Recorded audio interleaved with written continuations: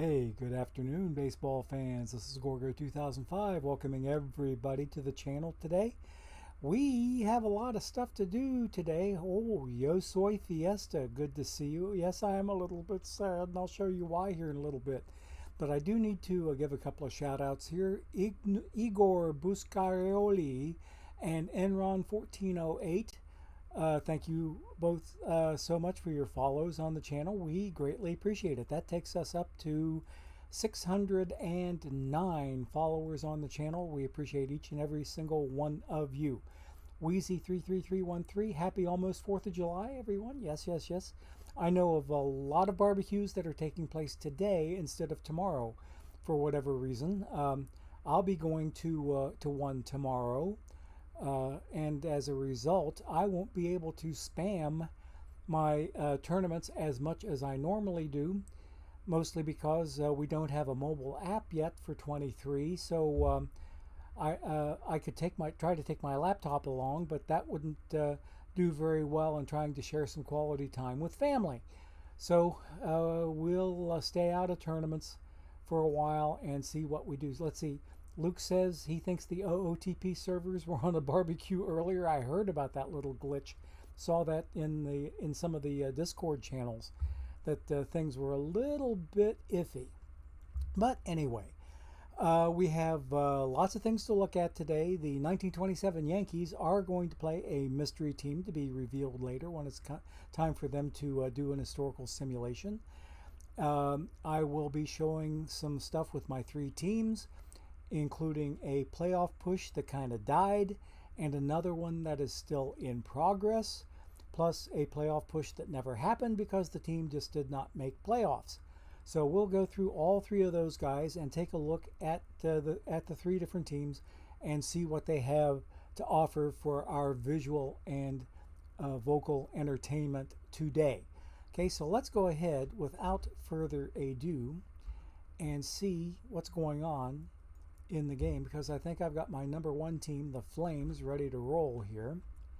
They are, and I do need to spam another ace of bronze because I had one die in between the last time I looked and now.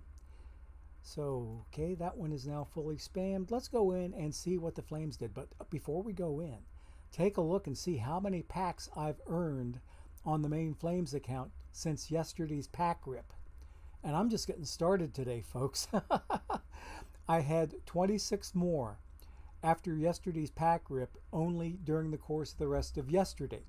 I picked up another 5 this morning from an ace of bronze second place that earned me 5 packs.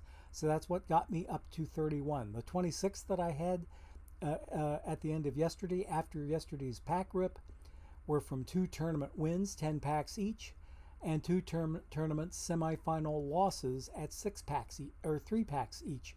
So 10 plus 10 plus 3 plus 3 is 26. And then the 5 this morning from the ace of bronze second place finish that I had got me to this 31 that I'm sitting on now. And I'm not going to rip packs until Wednesday at 3 p.m. standard time. So you can see I'm kind of excited about how the let's see. Split End says makes notes to play tourneys tomorrow due to less competition. Oh yeah, that's an open invitation there, Split Ends, because I'm going to be visiting with my oldest daughter, her family, my son-in-law, and 2 of my 3 oldest children, I should say. And I've got another pack, my first pack of the day, getting ready to come in to Daddy. So let's see. There it is, right there. So my first drop is in. Now I got to reset my timer. Excuse me just a moment, please, while I do just that. And there, it is now running, so I am in fair shape. Okay, now back to business. Okay, so in the game, okay, so I've got my stuff here fully spammed. I wanted to show you what's going on with the main team, the Flames. Because as we last saw them yesterday, they were leading their conference by a game or 2.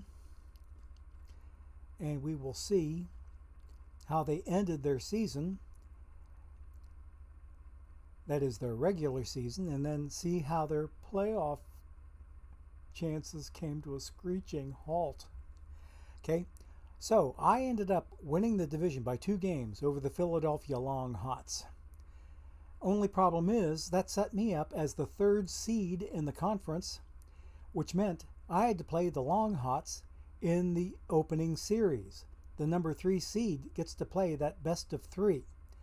And the higher seed, in this case, which was me, got to host the games. Only problem is I lost 2 in a row and I got swept. This is the 2nd season in a row this exact same scenario has hit. I had won the division last year, had won the season series over my division mate that I ended up drawing for the playoffs, that is in the first opening round best of 3 in my park, and I got swept at home 2 weeks in a row. Exact same scenario. Exact same scenario. And that just sucked large ones. So anyway, this team is already out of the playoffs. But let's see what's going on. Because if you remember looking at our some of my competition there, I showed you the Cheeto Cheetahs. I think I showed you the Tavistock base Ballersons, whatever. I want to look at the playoff tree. So the Portland 69ers, who are a really fine team in their own right, they're in the American Conference. They're leading the Ypsi, I guess that's short for Ypsilanti, as in Michigan, Anglers, who won their I guess you could call it a wild card series. They won theirs 2-0, and now they're behind in the division series 1-0. The Crown, the Crown Point Kings have they have a 1-0 lead over New Jersey Family. The Crown Point Kings got stretched to the final game of the best of 3 against the Milwaukee Landmarks. So they are leading New Jersey Family 1-0. Okay, that tournament there has started. Here we see, oh baby, the Tavistock base Ballersons are beating the Cheeto Cheetahs. The Cheeto Cheetahs, if you remember, we showed you their lineup yesterday. They are loaded to the gills. And Tavistock is no slouch either. They have their share of 100s, but Cheeto is mostly made up of perfect cards. So to have Tavistock ahead in this best of 5 series, 2-0, ooh, that's kind of hot for Tavistock. So it looks like Cheeto is going to be spending another season in Diamond. The Philadelphia Longhots that swept me, they are now tied with the Bora Bora Ouroboros 1-1 in their best of 5 series. But if the Longhots continue their wild card magic, so to speak, then Bora Bora better watch their backside and look over their shoulder, because Philadelphia might be willing, and maybe more than willing, to take them down in a heartbeat. So yeah, interesting stuff going on in Diamond 355. That's the league that I'm in this season, and we will see how next season plays out, because obviously, having made the playoffs, I will qualify for another season in Diamond. That'll be the 4th time out of the last 5 seasons that I will have spent time in Diamond. The first week I was in Diamond, I got slapped right back down to gold. That's because that particular week there were only 10 Diamond leagues. And it was not a big deal for me to get knocked back to gold, because almost everybody that I was playing all over one of those 10 Diamond leagues, they were just stocked to the gills and they were ready for bear. So I wasn't surprised to get knocked back to gold. But I made my trip back from gold to Diamond, and I've been in Diamond ever since. The last 2 seasons I have made playoffs. So I kind of feel like we're in a little bit of a Diamond trend here. So we're hoping that we're able to hold on for dear life and survive up here some more, and possibly, maybe someday make it to the Perfect League promised land. Hoping to be able to do that someday. That would fulfill a game-long goal of mine, is to try to get to Perfect League. One time I did come fairly close. I think it was in Perfect Team 22. I made it to I was within one out and one run of a World Series in Diamond, and I got knocked back. And it was in a Game 7, too, as a matter of fact. But I did not meet success that day, so I did not get to go to my very first Diamond World Series in Perfect Team 22. Now, I have won a Diamond World Series in Perfect Team 21, mind you, but that was well after 22 had gone live, so it really didn't count for too much because it was in the postseason, off-season sort of stuff. So I did make it to Perfect League once, but I don't feel like it really counted for much of anything. So I'm really hoping to be able to make Perfect League sometime while the game is still live on its cycle. So anyway, we've seen the sad news here about my Flames. They did manage to pick up the all of the build a lineup diamonds that were open from those missions, and I have not added that many. I've pulled in, let's see, I think somebody in chat here is talking. Mm-hmm. Less competition and live updates. Good time to experiment. Excellent, excellent. 'Tis true. Need to try out some of those new rookie sensations as well. Yep, that's a very good call there, Split Ends.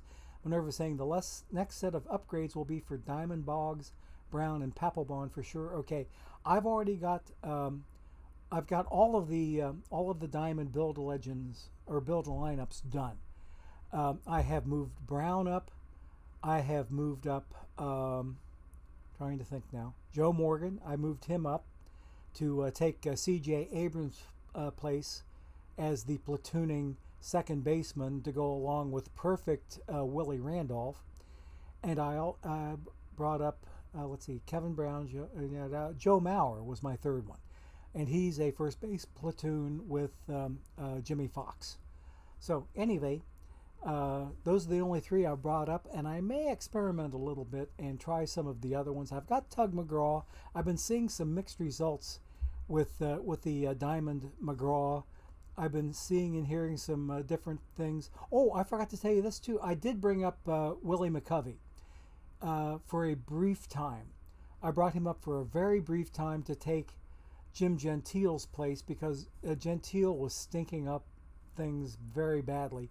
And I brought Gentile up because his predecessor, and I'm having trouble placing his predecessor right now off the top of my head, but he wasn't doing very well either. So I brought Gentile up, and he wasn't doing well. And then I brought Willie McCovey up, and he was stinking out loud. So I ended up bringing Gentile back because at least he was hitting better than McCovey was. So anyway, that's what's cooking with these Flames. Not really too much else to see here at this particular point in time. Let's go take a look-see and make sure that I'm fully spammed on my tournaments and I'm not missing any perfect drafts. Okay, I've got yet until tomorrow, or really tonight before I go to bed is when I'll draft this perfect draft number 2, which will hit practically in the middle of the night or a little bit later in the very early morning hours. So I can draft them before I go to bed, and I've got several days before I have to be concerned with TWIP, so I'm not too worried about that. I'm 10 away from the most recent Ace of Bronze. Let me take a look at this 56 tournament. I should be at least in round 2, and hopefully with a little bit of luck I'm through round 2. Then I promise we will go see my second team, the Wildcats, and do a postseason post-mortem on them. All right.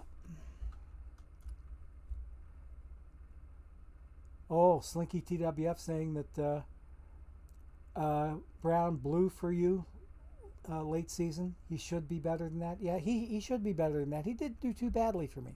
Okay, I'm leading round 2, 2-0 over the Bat Attitudes from JM Roto. Okay, so those bad attitudes, I've run into them before a time or two. Oh, look who I beat back here in round 1. That would be the Aviators TBD. That would be Doc B15. Okay, Doc B15. I thought that he looked familiar.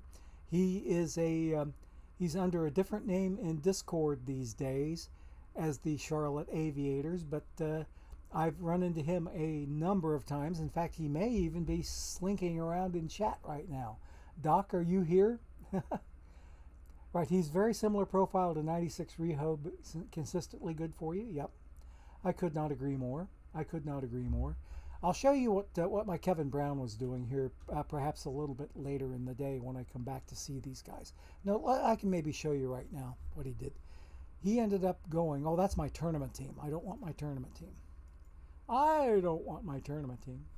I need to go here, and then I promise we'll go see the Wildcats and do a postseason postmortem on them, because, bear with me a moment, yeah,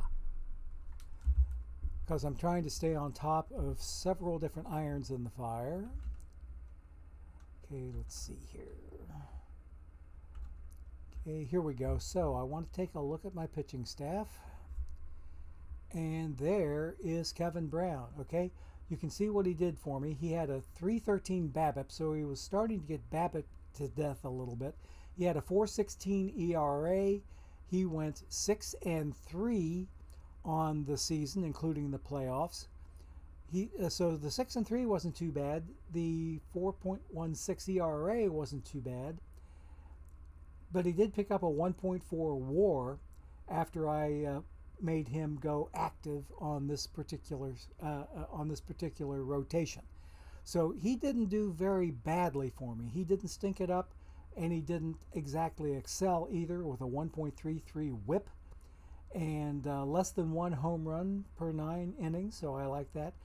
Nearly 2 walks per 9 innings, but 5.6 strikeouts per 9 innings, and he had a 3.1 strikeout to walk ratio. His ERA plus was very nearly 100, which is kind of the standard, the gold standard for ERA plus. 3.89 FIP, 1.4 WAR. So Kevin Brown wasn't too shabby at all. Okay, so let's get out of here and we will go check out the Wildcats, because they were trying to stay above water so they could avoid relegation. So it was kind of a funny mixed bag Saturday result for these guys.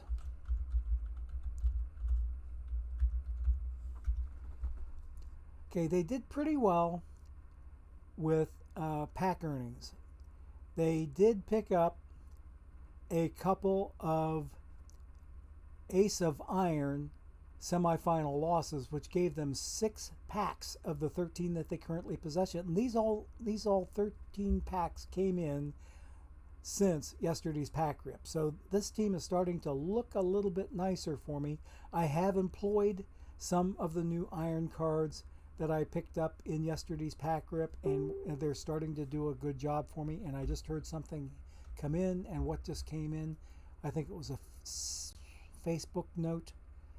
Okay, Facebook note, and nothing there. So, because it was a bong like that, which tells me it's Facebook as opposed to Twitch, because Twitch has a different notification sound. Now, okay, so I don't need to draft this perfect draft team for a while. So let's go in and take a look and see how my Wildcats ended up, because they were hoping to avoid a negative day so that they could stay out of relegation, because as of yesterday, after the pack rip, they were like 14 games above relegation.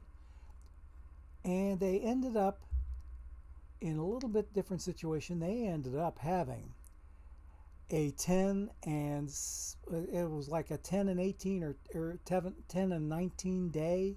They were way underwater on the day yesterday. But if you look at the league standings and look at relegation, we're looking at the not that, I want to look at the promotion relegation. And here they are down here, 75 and 87. They were 12 whole games above the drop zone, despite being 12 games underwater on the season. So they are going to spend another season in silver. They have gained silver survival.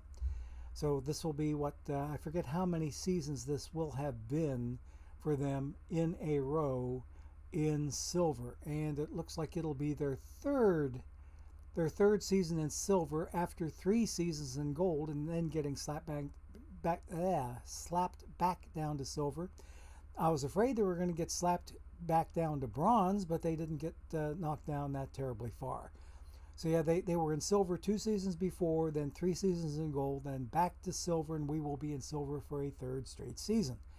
And that's about it for the Finneytown Wildcats. So let's get out of here, and we'll go look and see what's going on with my Juggernauts, because they have the story to tell.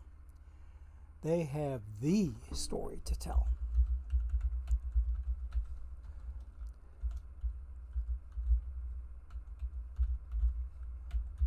Make sure I got the passwords right. Okay, there we are.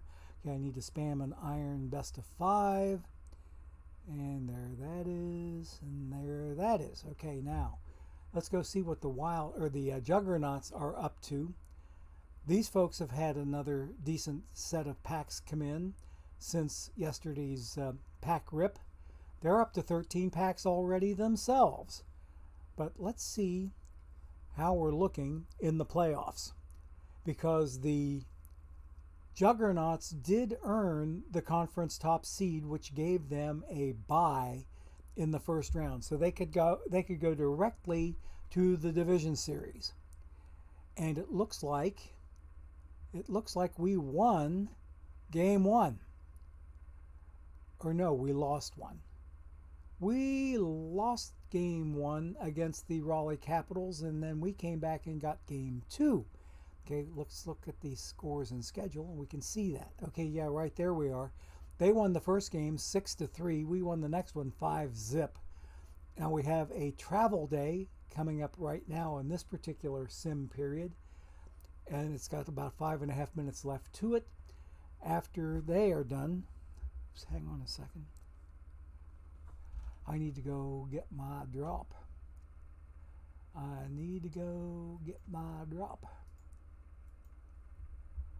Okay.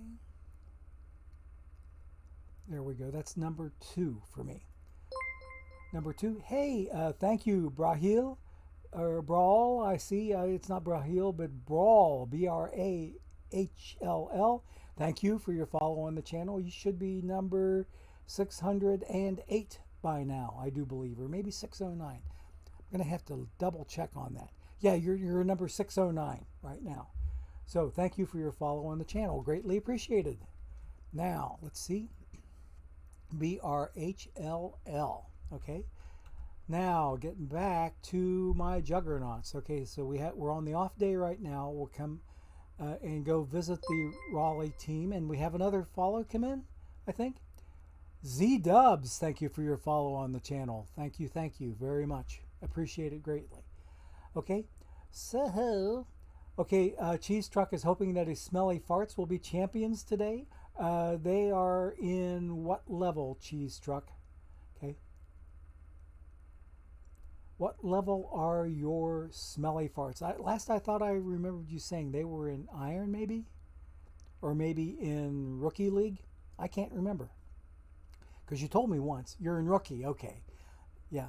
I was thinking they were either Rookie or okay, it wouldn't be bronze, it would be, or not even iron, but stone. You just swept your divisional round. Okay, you're headed up to stone then. Congrats on the promotion there. I do believe that you have made it. Because the Juggernauts, they have to win this best of 5 series to earn promotion to bronze. See, they did the same thing last season.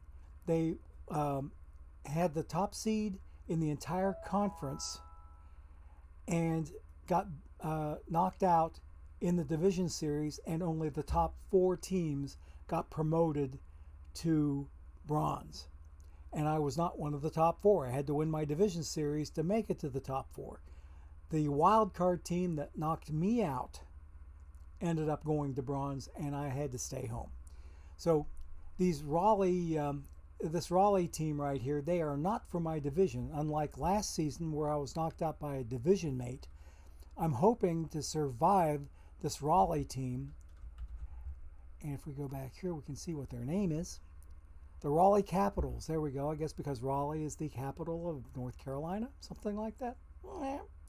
Okay, so the Raleigh team took game 1. I took game 2. We're on an off day right now. 2.5 minutes left for the off day to happen, and then we will be traveling to Raleigh for the next 2 games after that.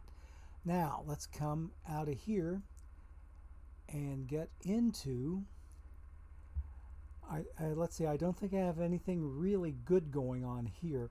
I can draft my perfect draft. Let's see. They won't go live until after supper tonight, but I think, yeah, let's see, that's going to be 3.5 hours. That's going to be 7 p.m. And then the tournament won't actually start until 7:20. So I will have enough time after supper, and supper tonight is going to be eye of round steaks, 1.5 for each, my wife and myself. We got them in a 3-pack at Aldi's the other day. And I have to use a little bit different cooking technique than I used on the New York strips that I had before that were pretty well marbled. These aren't terribly well marbled. So I'm reading up on them, and it says that if I have to use a hotter skillet than I used on the well marbled steak, I have to use a hotter skillet, get them to sear quicker, and then cook them at a low temp in the oven for a brief length of time to get them to the perfect consistency. And the other key is do not move them a lot while you are cooking them. Try to keep them as still as possible, except for flipping them after the first side has seared. Okay, that's about the only move that you need to make. So I'll be using a cast iron skillet. I'll be doing the searing in that, and then I'll stick the cast iron skillet in the oven without moving the steaks otherwise. Okay. So that's the smartness that I picked up from a little bit of research. The difference between that technique and the sear for a little bit longer and finish under the broiler technique that I used on the New York strips. All right. So we have seen just about everything here that we need to see. Let's jump out of here, or do we need to? No, we don't need to. We don't need to jump out of here because we're just about ready. Let me take another jump back to number 2. There's something that's bothering me about team number 2, and I need to make sure. Let's see now. Hang on a second. Didn't do that right. Let's try that again. Okay, now 2, 2, 2. Okay. Something is settling in my memory that isn't quite a good memory. Okay, oh, okay, I have 20 hours plus to go on my perfect draft, so that wasn't that. And it wasn't what was going on up here or not going on up here. Whatever, I'll try to remember it later. But in the meantime, we do have a little bit of time we can spend talking about later on in the stream. At the end of the stream today, there will be another 12,000 perfect point giveaway. So we need for everybody to stick around for the end after we're done doing historical simulations with the 1927 Yankees returning and still defending champions and undefeated defending champions. They won over the 1976 Reds. They have won over the 1972 Oakland A's. And do you remember last week how insane that ending was? Reggie Jackson, normally Mr. October, turned into Mr. Goat-tober because he dropped the third out in the bottom of the 9th inning of Game 6 that allowed the winning run to come across the plate for the 27 Yankees, and they took the series in 6 as a result. That was a heck of a way to end a World Series with a dropped fly ball. And I even announced it. Oh, it looks like we're going to have extra baseball. But what does Reggie do? He drops the frickin' ball. What an insane ending to that ball game. Okay? pellet grill smoker or bust? I don't have one of those. I could, if I made about a 3.5 hour trip. Okay, I see there, Mike Suit P. I did the New York strip steaks, finishing them in the oven under the broiler. But yeah, the eye of round has to take a little bit different technique because it's so much leaner and so much tougher. You have to go through a little bit different technique than you do. And I found the best technique that I could find was to sear them real fast and real hot, and then stick them in the oven at a low temperature with the door shut. And it's almost like a sous vide that way. That slower temperature will cook them to perfection. See, I don't have a sous vide machine either, but this was as close to a sous vide methodology as I could find. Okay, so no playoffs for split ends. Okay, yeah, pellet grill smoker. Yes, my son-in-law, whose son was trying to reach me on a video call earlier today, they've got the smoker up there, and we will be going to another family. My oldest daughter and her husband and their 2 kids will be going to their place tomorrow. They have a regular grill that sometimes they convert into a semi-smoker, so to speak, and they do a little bit of pellet action and a little bit of charcoal and indirect heat, and they do their grilling that way. So yeah, they try to do a pseudo smoker type thing, and they'll be doing their burgers that way tomorrow. They're going to be doing, because my son-in-law is the P&G engineer gourmet foodie on the side. So yeah. Oh yeah, you're teasing. Nothing wrong with an oven baking a steak, but yeah, I love the pellet smoker too. I made some killer Instant Pot ribs up at the northern family up north. They're the ones that have the real honest to God smoker. We finished those Instant Pot ribs on their smoker, and oh my gosh, my grandson, the one who was trying to video call me earlier in the day, said that he liked my ribs the best of any that he's ever had, and he's been to several restaurants since then. Nope, these aren't as good as Papa's. They're good, but they're not as good as Papa's. One of these days I'm going to take him aside and show him step by step by step how I did those ribs. Only problem is, on my keto diet, I can't use some of the original ingredients, which included brown sugar. I've got to use a brown sugar substitute to do that. Oh, I see you started with a cheap master-built electric smoker and burned it up in only 10 smokes. Yikes! Then moved to an Oklahoma Joe's pellet smoker and wasn't happy with fighting auger jams. Oh, now you're on a nice Lockhart pit, boss. Oh yeah, I've heard nothing but nice things about those things. I've heard some awesome things. And Mike Suit P is smoking some chicken today, and as I was teasing him in the chat a little earlier, I wonder how he wraps that chicken up in cigarette paper to smoke it. Did he say that? I guess he did. So anyway, hoping that everybody's barbecues come out very, very nicely and to perfection. Now back to the action. We were looking at number 2. I figured out there's nothing going on here with number 2. I am doing the perfect point giveaway today at the end of the day, and we are going to be going very shortly to the 1927 Yankees historical simulation against the yet-to-be-announced mystery team. But the only clue that I will give you, if you hadn't figured it out already, I'd been kind of concentrating on 1970s teams.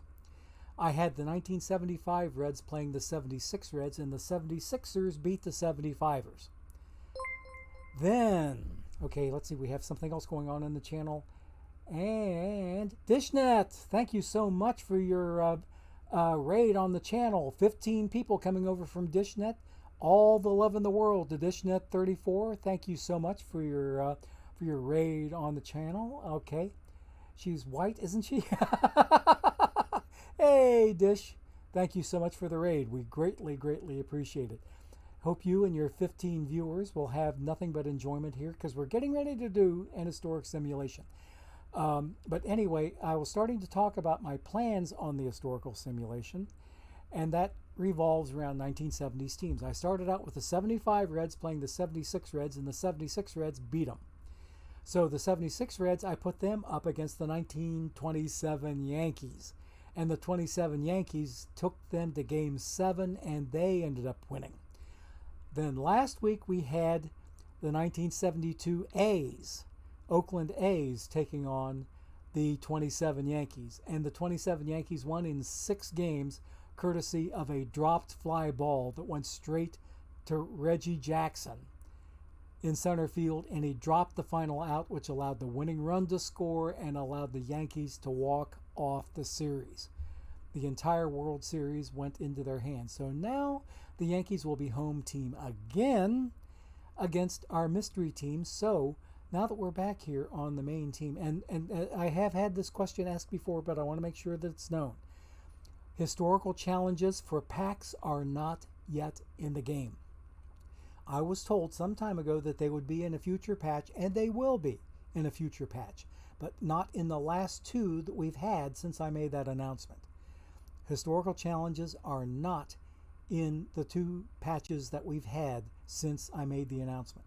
Okay, so I can only tell you what I've been told, and I can only pass along what I've been told, and that it will be out in a future patch. We just have to be patient. Okay, just like I'm being patient too. I want those packs as much or more than just about anybody else. I love those packs, but they're not there to be had. Let's get into this historical simulation, and we will reveal a fun team that, even though they weren't mine, I had a lot of fun following these guys. And they're in the same period. They're going to be from 1979, and I think you know who I'm talking about. I think you know exactly who I'm talking about. We Are Family.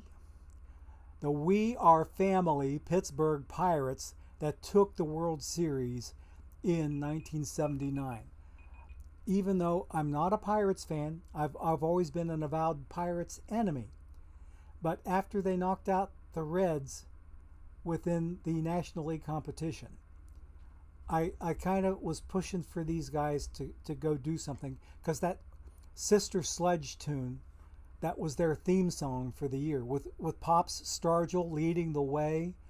Oh my gosh, how could you not love that team? Okay, I fell in love with the 79 Pirates, and the fact that they won the World Series, it was icing on the cake. So it tells you what a true baseball fan I am. If my team doesn't make it, I was trying to find somebody else to pull for, and those guys were who I pulled for, and doggone it, they won it for me. So they are going to be our visiting team. And let's see what's going on over here. Pirates 71 or 79? Okay. I think 71 Pirates, they were actually, they did not win the World Series in 71. I believe it was the Orioles that won it in 71. Okay, split ends. Yeah. Okay. Hey, NJ Sharman, thank you so much for following on the channel. We greatly appreciate it. We are getting over 610 on the channel now. Let's see. Yeah, I think we're up to 611 now. Thank you everybody for following on the channel, so that you know when I go live, and you have the notifications turned on so that you will see all the goodies as they happen.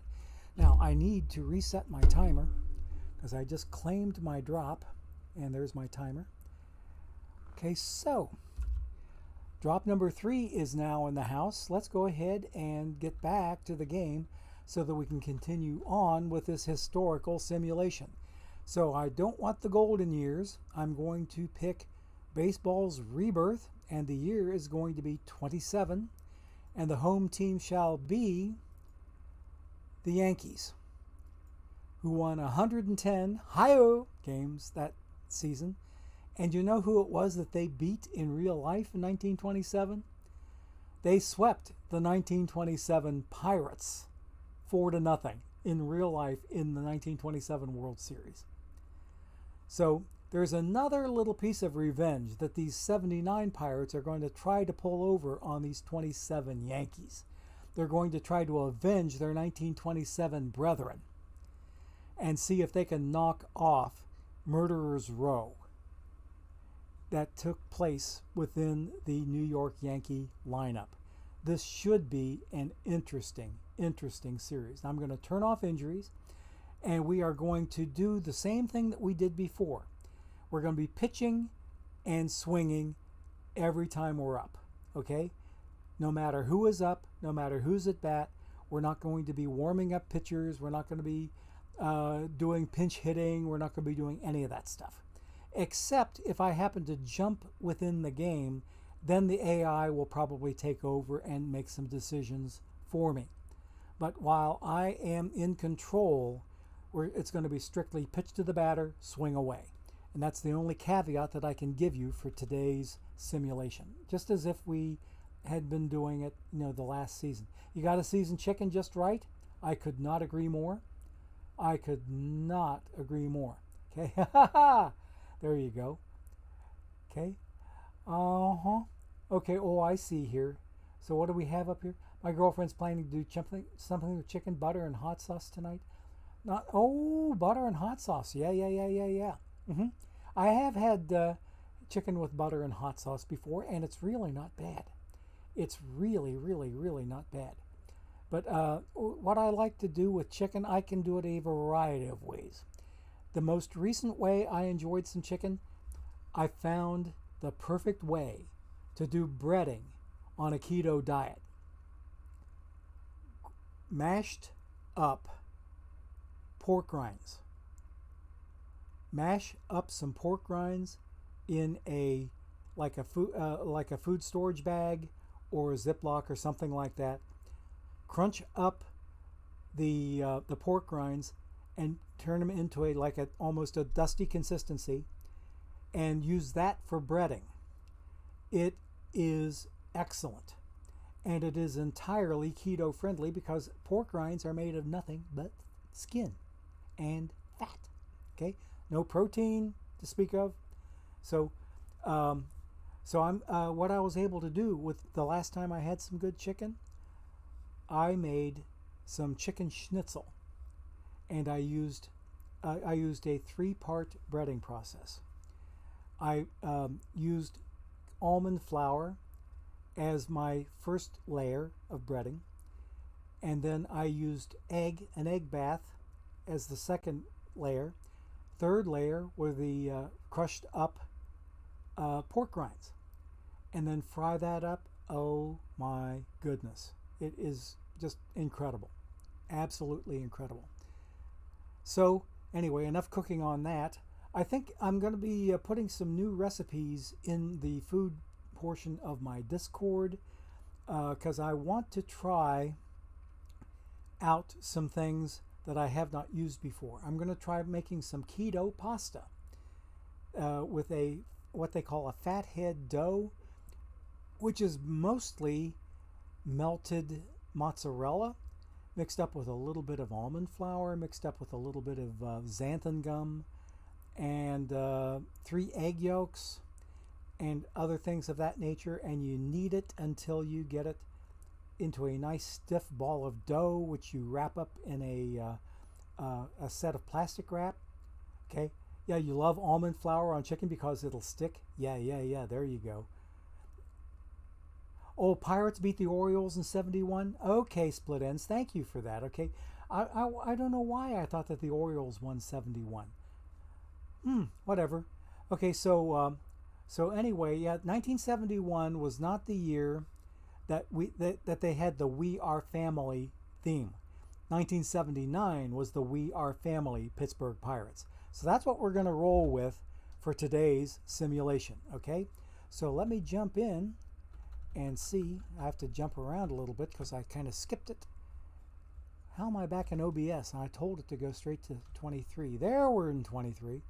Alrighty, so the 27 Yankees against the 79 Pirates, and the 79 Pirates are trying to avenge their 1927 brethren that the real-life 27 Yankees swept in that series. So let's create the exhibition. It takes a while to import all the data. And while we're doing that, I'll take a very quick look in chat. Okay. Yeah, almond flour is fantastic for a keto diet. So a little bit of almond flour, a little bit of xanthan gum to bind the almond flour together, because almond flour does not bind very well. The xanthan gum helps to serve as a binding agent and helps the almond flour to bind better with whatever else you're mixing it up with. So it's a very, very small amount of xanthan gum, that like maybe a teaspoon or half teaspoon, quarter teaspoon, depending on whatever it is that you're working on. So anyway, so the recipe that I'm trying to follow is mostly melted mozzarella with those extra ingredients tossed in that I happen to mention, and it'll create I'll create a dough ball out of that and cut it into 4 equal sections. And each one of those sections I'm going to roll out to flatness, as flat as I can get it. And I might have to use the pasta roller. I have a combination roller and cutter. And I'm going to use the pasta roller to get that quarter ball flattened down to the thickness that I want before I run it through the cutter and make some like spaghetti or fettuccine or whatever pasta it is. I've only got two settings on my cutter.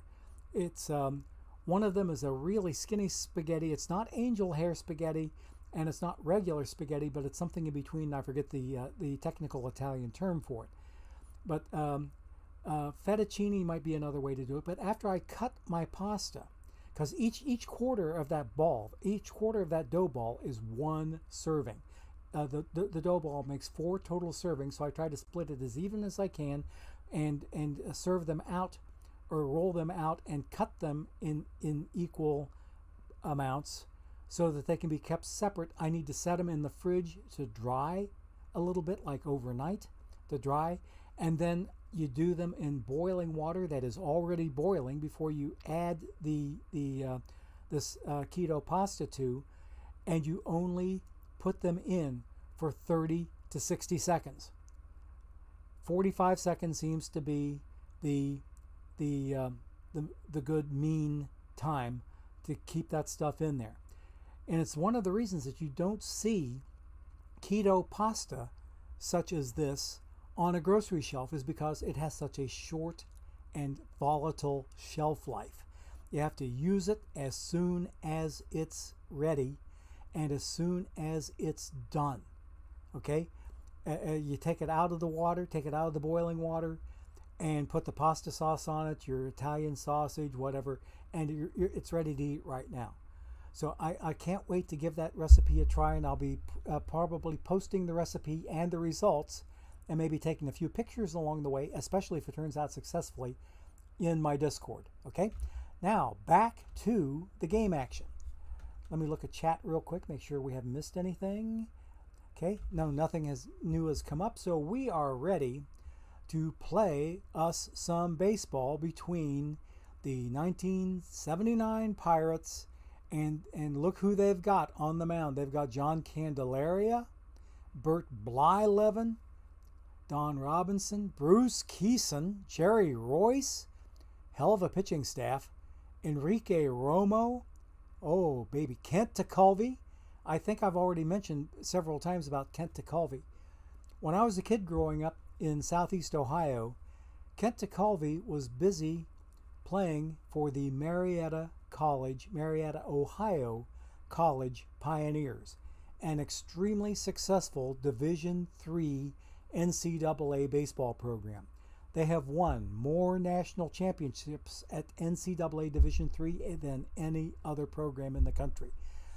And Kent Tekulve went to Marietta College, graduated from there, and the Pirates picked him up like right now in a New York Minute.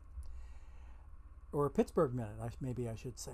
But he did spend some time with the Reds later in his career after he left the Pirates. He did spend some time with Cincinnati. And I always followed him through his career because he was one heck of a pitcher, even with Marietta College. And Marietta College is also known for another well-known pitching ace who made it out of the program a few years after Kent Tekulve departed Marietta, Ohio, which is also the town of my birth, I might add. But Marietta College also produced somebody by the name of Terry Mulholland. If you have ever heard of that guy, who had a fantastic career with the Phillies primarily, Terry Mulholland is also a graduate of Marietta College. So very, very near where I grew up, about 17 miles away, so I followed both of those guys through their professional careers, and especially Mr. Tekulve, because he was the very first that caught my eye. Okay, now back into the game, and I think we can see what we're into. Yes, Blyleven is with these Pirates. He helped them win a World Series. Jerry Royce, Candelaria, Jim Bibby, who I think is the brother of basketball star Henry Bibby, if I remember correctly. Am I right, chat? Jim Bibby and Henry Bibby, brothers? I'm pretty sure Henry Bibby played for the UCLA Bruins, if I remember right. Fantastic little guard. And I think, yeah, he played some time with the Boston Celtics also.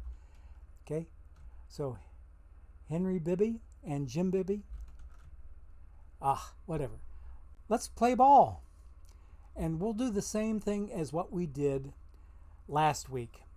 We'll go ahead and simulate a few games and take a look at the box scores along the way and figure out who did what when.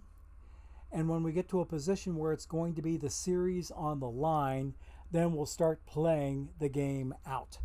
Because we've got just about an hour to go before I have to start working on those rounds, eye of round stakes. So let's go ahead and we will simulate this day.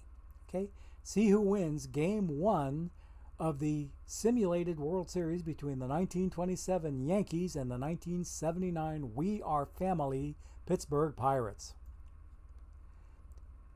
Okay, I said simulate, and 6-2. The 27 Yankees have taken game one. Candelaria took it on the chin. Let's look at the box score. Bob Musil got the home run for the Yankees. And let's see, the star of the World Series in style today, downing the 79 Pirates. Yankee Stadium, okay, by a score of 6-2. Early 1-0 lead in the best of 7 series. Yankees right-hander Waite Hoyt threw 9 innings of 7-hit ball. Hoyt was in the zone all game, frustrated Pittsburgh. While giving the Yankees 9 innings of quality work, he threw 109 pitches, allowing 7 hits and getting 3 punch-outs. I give credit to my teammates for this win. We got it done, Hoyt said afterwards. The next game is set to be played tomorrow in Yankee Stadium in New York City. Specifically the Bronx. Okay, let's go ahead and get back to the play ball, and we will finish today and get ready to simulate tomorrow. Jim Bibby pitching now for the 1979 Pirates, and George Pipgras for the 1927 Yankees. Okay. Oh, Minerva, you remember Mulholland on the 90s Cubbies? You are oh so right. He did play for the Cubbies after he spent the majority of his career with the Phillies. Okay, so here we go. We are not going to play this. We are going to simulate it. And let's see if the Pirates can pull one out here. And yes, they did.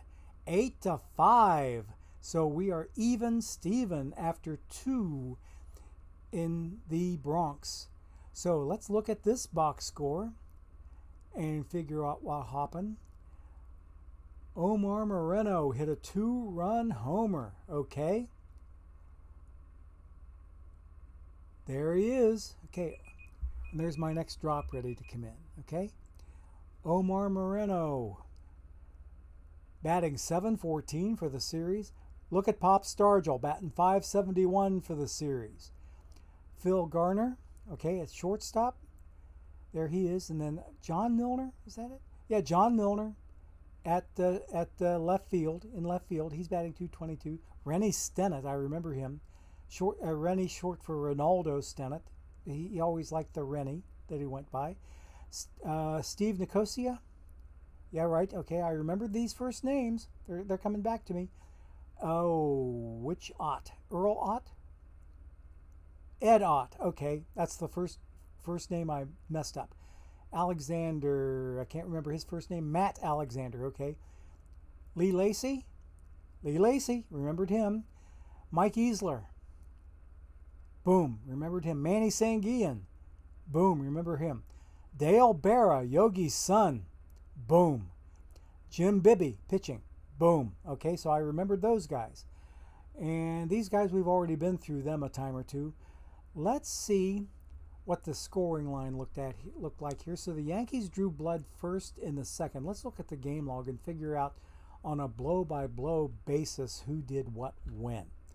Okay, looking at chat real quick. Stargell tearing it up. It was Ed. Yep, you were so right. Ed Ott. Okay, so Pipgriss was pitching, so Omar Moreno got on with a single, a leadoff single. He stole second base, and then Sarge, he struck out swinging. And then we have a ground out from Dave Parker. Yeah, there's another familiar name. He spent some time with the Reds also, and he grew up in Cincinnati anyway. I believe he went to, if I remember right, he went to Withrow High School within the city. It was either Withrow or maybe Taft. I don't think he went to Western Hills. It was either Withrow or Taft. I'm leaning towards Withrow. But he is a Cincinnati native, and he did come back to play with the Reds after he spent so much time with other ball clubs. So he grounded out and got Moreno to third, and then Phil Garner flied out to right field. Okay, there we go. So in the bottom of the first, we don't have any score there. Top of the second, I don't think we have anything here, but we have something going on in the bottom of the second because Earl comes around. He hits a leadoff triple, and Mark Koenig got a fly out to position 4. Let's see, that would be second base. He popped out to second base, so wasn't nearly deep enough to get the run home. But there was a ground out to Lou Gehrig at first, and he took the ball to the bat. Or no, not Lou Gehrig. It's Pop Stargell. I forgot who's in the field. Pop Stargell picked up the ground ball, allowed Earl Combs to score, and then Pipgriss grounds out for the final out of the second inning. And right now at this point, it's New York 1, Pittsburgh nothing. Okay, top of the third. Who but Jim Bibby got a double, a one-out double after Berra grounded out. So the pitcher helped out his own cause because he comes home on Omar Moreno's 2-run blast that put the Pirates ahead 2-1. Then there's a fly out or a line drive to Stargell, or no, from Stargell to Gehrig. He lined out to Gehrig. Let me get my side straight. Then here, that's a fly out to 8, which is center field. That's Dave Parker. Okay, so he flied out. So at the end of 2, or end of 3, or 2.5, I should say, it is Pittsburgh 2, New York 1. Bottom of the third, nothing going. Top of the fourth, nothing going as far as that goes, but they did get some noise made with Milner and Nicosia both getting on base.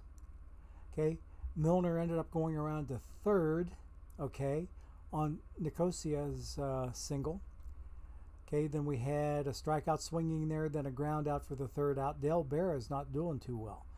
Okay, bottom of the fourth, nothing new here. They did make a little noise because Babe Ruth got on with a leadoff single, but he was caught stealing second base. Eesh. Okay, so that inning didn't work out well for the Yankees. And here it looks like we got some more runs happening, or did we? No, we just got a bunch of noise. Oh yes, we do have a score. We do have a score. Yeah. So Moreno gets on with a walk. He stole second base on the first pitch, and there's a ball, and then there's a single that gets Moreno to third. Then Dave Parker's up, and he flies it out to center field, and that's when Omar Moreno scored, and to make it 3-1. The Pirates are over the Yankees. Now we got a double up here for. Let's see, what am I missing with where's Willie Stargell? Oh, Willie got a single. Okay, I missed Willie's single there. So he's on first. He went from first to third on the double from off the bat of Phil Garner, and then John Milner struck out swinging to end the threat. So at that point, it's 3-1 Pirates over the Yanks. Okay, so nothing new there. There's a single and a single. Okay, a little bit going on there. I don't think we're going to see too much else except Pirates scoring. Okay. And nope, no scoring here in the top of the seventh. And nothing new here, don't think. So yeah, there's not really a whole lot else going on, except we do know that the Pirates ended up beating them 8-5. I should have maybe taken a look to see how the other runs scored, but I'm taking time away from the game. I want to hurry up and get to my play-by-play, which will be on the most mission critical of the games in this series. So if I finish today, I still have to finish another day for an off day for travel. Now we are ready for game number 3. We are now in Pittsburgh. I believe at this particular series, wait a minute, they would be in Three Rivers Stadium. Yes, they would be in Three Rivers Stadium by this time, because I marched in Three Rivers Stadium while I was at Ohio University. We played at a Steelers-Bengals game back in 1972. So I had marched on the tartan turf surface of Three Rivers Stadium myself. So I had the experience of actually being on that field and getting to march on it. We put on a pretty good show too. So we are going to simulate this game, and let's see how the Pirates do against the Yanks. Oh, Yankees take game 3, 6-5. Oh my. Oh my. Let's take a look at the box score and figure out where that final... Oh gosh, Rooney's, look at that. A 5 spot in the 8th inning. Yikes. After the Pirates took a 4-0 lead. They took a 4-run lead. Then the Yankees came back and chipped away. Then the Pirates got the run back. And then the Yankees come back with 5 runs in the top of the 8th. Pretty exciting stuff. Let's look at the highlights here so that we don't spend too much time going through the play-by-play. But in the bottom of the 4th, Royce reached on an error. He drove in 2 runs off that error, that came off of his bat. Ooh, doggies. So that was New York's one and only error of the game. That Royce's hit into an error brought in 2 of those 4 runs. Top of the 6th, when the Yankees get one back, Ruther hits a double off of Royce that scored a run. Then Lou Gehrig hits a bases clearing triple that brought in 3 of those 5 runs. Holy moly. And then Babe Ruth gets a run scoring single to get another one of the 5 runs. So there's 4 of your 5 runs right there. Oh baby. Okay, so they had a pretty decent inning in that 8th inning, didn't they? Okay, so it is now 2-1, Yankees over the Pirates. So let us go ahead and play a game number 4. Okay.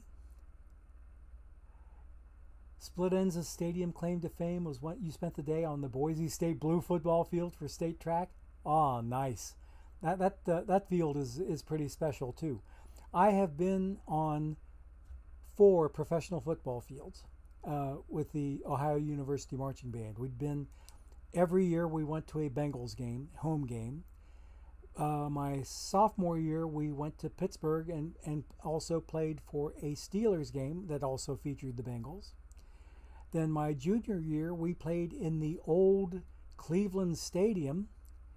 That is the old combo stadium that had a baseball diamond in the middle of the football field. Okay, so I got to march on that not too long before they closed it down for good.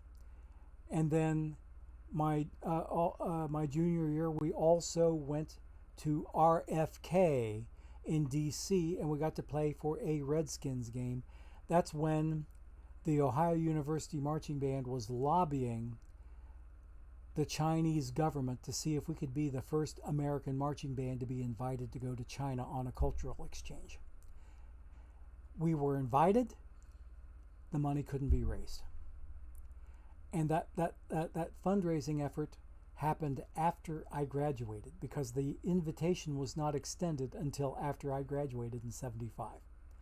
So, yeah, Municipal Stadium was the name of Cleveland's old stadium. Yes, you are oh so correct. But they are still, even in the new ballpark that used to be called the Jake, and I think it's now Progressive Field or something like that, they still sell some of the best hot dogs you'll get anywhere with that stadium mustard, which is a have to have anytime you go to a Cleveland baseball game. So I got my introduction to Cleveland stadium mustard hot dogs at that game that we marched at up in Cleveland with the Browns, and they were also playing the Bengals that day. So we had a tendency to follow the Bengals around because we played them one home game a year, every year of my 4 years there. But we did play a game in Pittsburgh, we played a game in Cleveland, and we did a game in Washington, D.C., but that was not any of the Ohio teams. I forget who it was that it was then the Redskins, who they were playing that day. But we had to march in the snow. And we still put on a very, very good show. We put on a great show. Except I do remember one of my bandmates that played a white fiberglass trombone mouthpiece, and he lost it in the snow. The fiberglass mouthpiece was to protect his lips from getting chapped in the middle of the performance.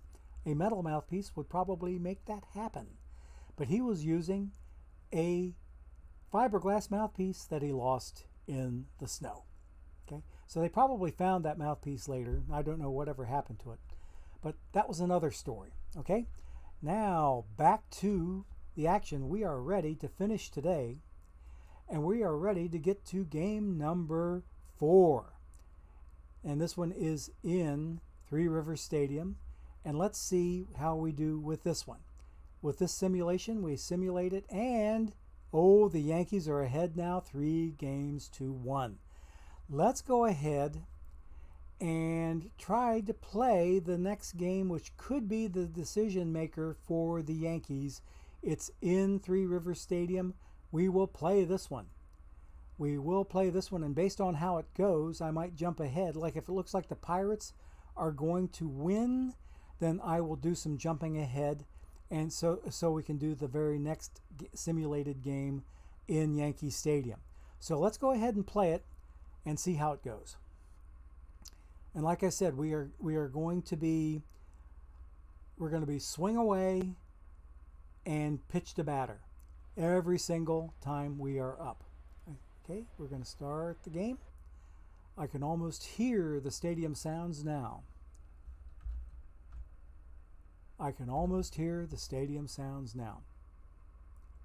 It's not taking the power of suggestion. It's still cranking away. There we go. I hear stadium sounds. I hear what I need to hear. So Bruce Keeson on the mound for the 79 We Are Family Pirates up against Tony Lazzeri. Steve Nicosia behind the plate.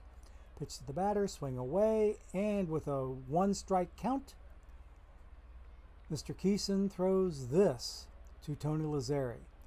And he hits it to second base, and that's a throw out to first. 1 out, top of the first, and the We Are Family Pirates have got the first out of the ball game. And they got it from the 27 Yanks. Let's do another pitch to batter, swing away, and with another 1-strike count, another hit, and this one came down for a base knock. So we now have Bob Musil on first base with a 1-out single. Okay, next batter will be Bruce Keeson. Or no. Lou Gehrig. I downloaded the historical Face Gen pack. So no more soul patches or mustaches for Lou Gehrig and or Babe Ruth. Okay? Lou Gehrig looks more like Lou Gehrig. Okay, I did download the Face Gen patch from the historical side, and thanks to the gentle person in chat who pointed me towards that pack, it has looked very much better since then. Okay, so Gehrig is now up to bat against righty Keeson, with Musil at first being guarded by Stargell. Okay, we're going to swing away, and with a 1-1 count, is it going to be a double play ball? Oh, wait a minute. He caught the ball on the fly. So 2 outs. 2 outs now on that little line drive off the bat of the Iron Horse, and we are 2 outs into the top of the first, and let's see what Mr. Babe Ruth does. And doesn't he look like Babe Ruth? He sure does. Okay, so that Face Gen looks a whole lot better. We are ready to pitch to the batter, swing away. And with a 1-2 count, oh, what did he just do? He just knocked the ball out of here. Oh my goodness. Then the Yankees take a 2-0 advantage in Game 5 of the simulated World Series. Okay, so the 27 Yankees are already up 3-1. Babe Ruth hits a 2-run bomb, 421 feet on the hit. Ooh.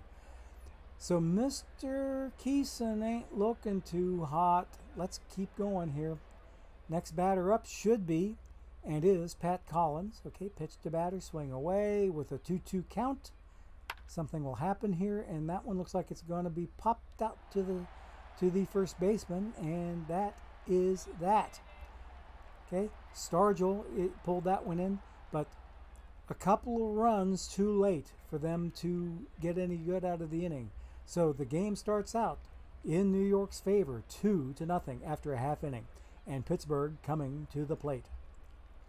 Okay, we're going to pitch to the batter and swing away. Omar Moreno, let's see. With a full count.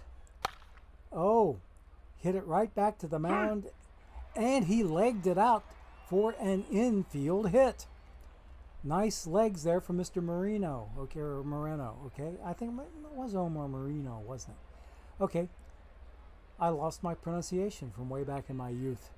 But anyway, because I would have been 26 years old in the middle of my teaching career at the time that this World Series happened. Okay, so he's first base, safe, no outs, with a leadoff hit, and now we're ready for another batter, and that next batter is going to be, it's going to be Sarge Stargell. So Mr. Stargell's up at the plate. He's going to swing away on a 1-ball pitch. And what does he get? Oh, is this going to be a double play ball? They got the out at, wait a minute. Stargell was too slow to beat the relay. Oh my. Okay, so Sarge is out.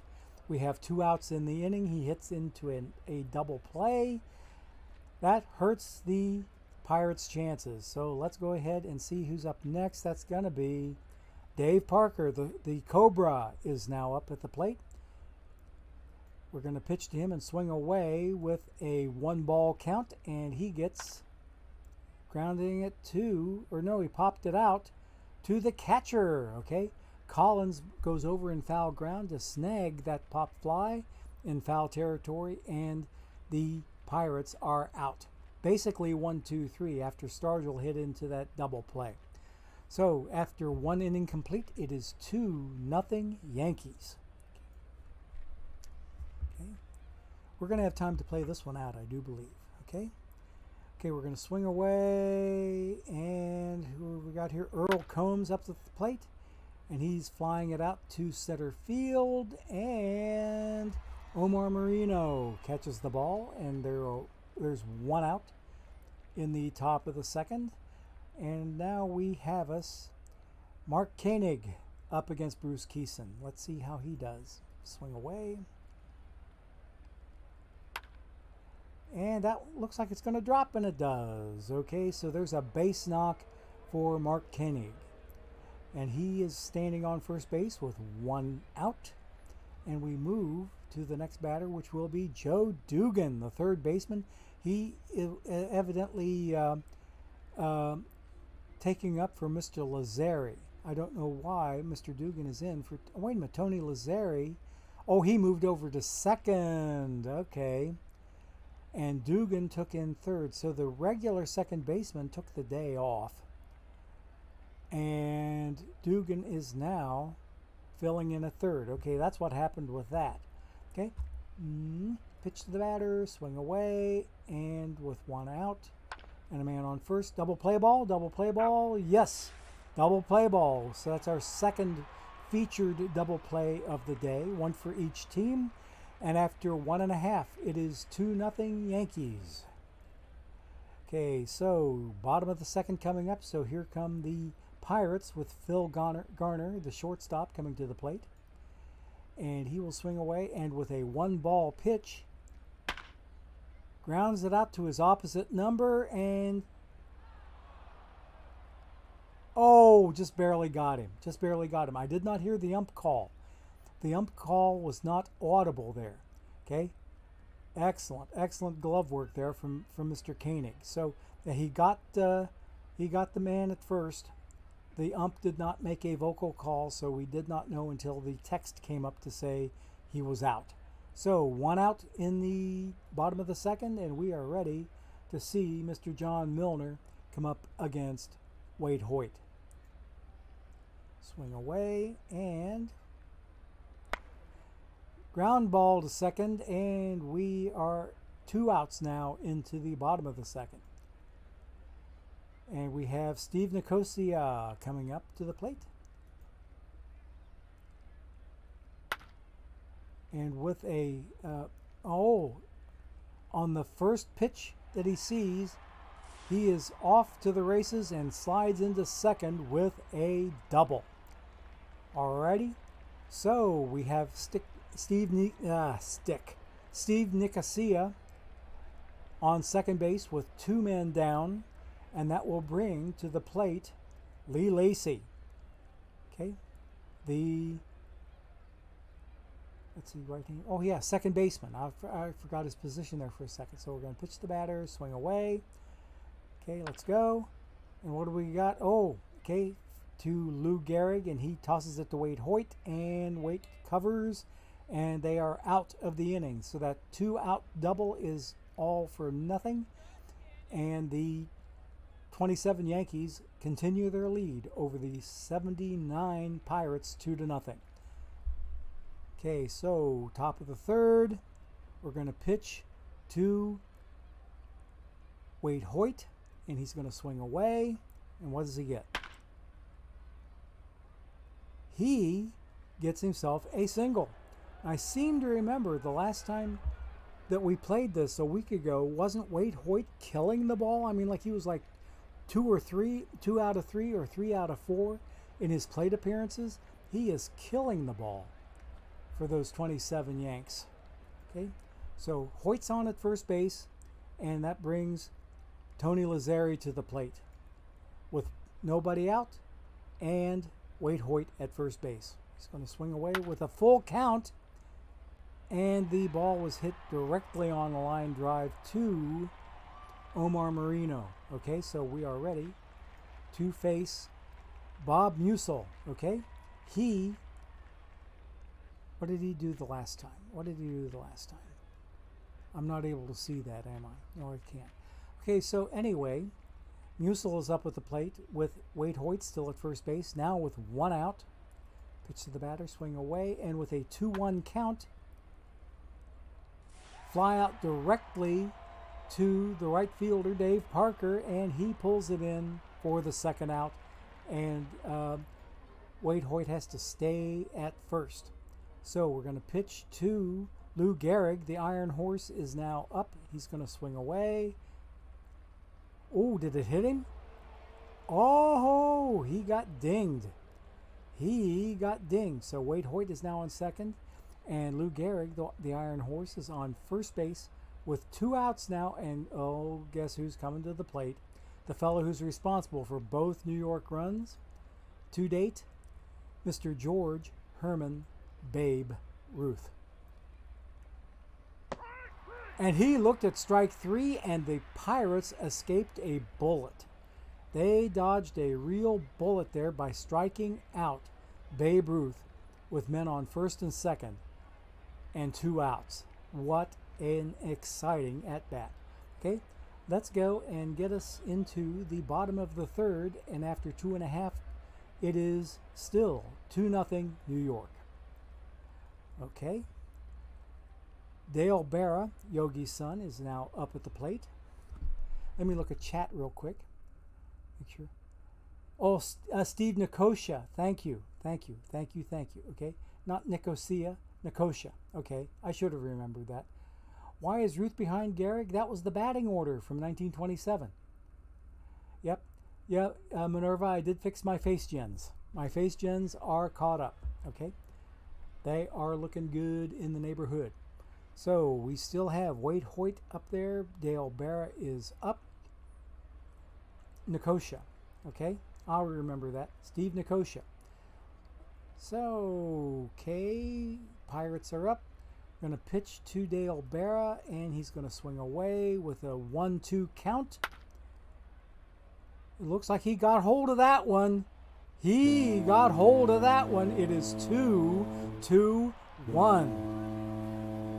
Dale Berra went yard, 414 feet. Nice shot there to left center field. So the Pirates are on the board, and it is still with nobody out in the bottom of the third, 2-1 Yankees, after the Pirates finally put a dent in the scoreboard. Let's keep going here, and we now have Wade Hoyt pitching to Bruce Keeson, his opposite number.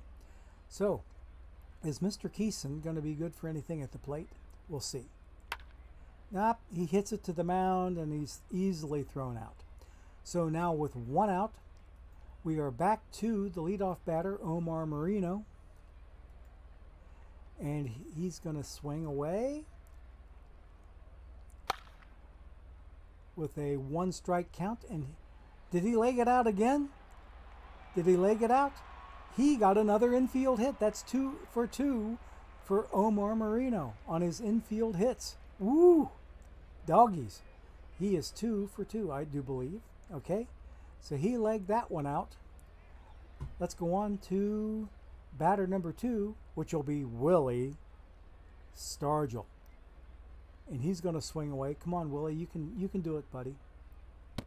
Oh, but he struck out. Or no, he took it, ball 4. So taking second base is Marino. He started to steal, but nope. He took a walk, and now we have men on first and second with 1 out. Stargell at first, Marino on second. Okay, so we now have Dave Parker at the plate. He can do some damage with 1 swing of the bat. Let's see how he does against Wade Hoyt. And let's see. That ball is going to drop, and they're going to ask me for a decision. I'm going to make an executive decision to send Marino home.